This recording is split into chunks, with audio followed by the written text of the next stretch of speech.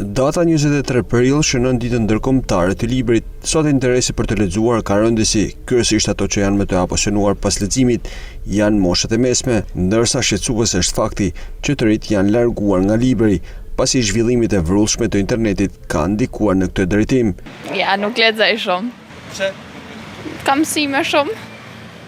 Librat e mësimeve veç. Libra me fantazi, libra që mund të tregojnë për historinë e shkrimtarëve ose ne gjë.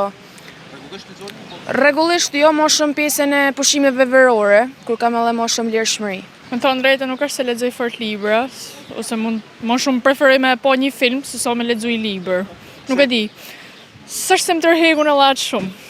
Është fëmijë dhe mund të kem lexu, po tesh jo më. Kryesisht janë librat artistik dhe historik më të preferuarat, ndërsa interesi i ulët është për të lexuar autor shqiptar. Interesi ditë e fundit është pak si në rëmje, se për shkak të lëvizjeve popullsisë që janë njerëzve. Po mediat kryesisht moshat e mesme, e rinia ka pak më të dobët interesin e librit. Çfarë lexojmë më atje?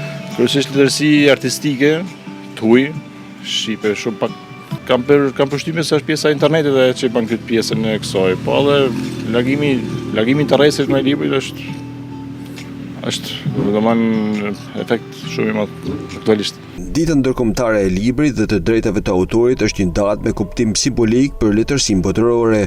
Me këtë datë, viti 1916, lidhet vdekja e dy kolozëve të letërsisë botërore Shakespeare në Angli dhe Miguel de Cervantes në Spanjë. Kjo datë shënohet në gjithë botën që nga viti 2003.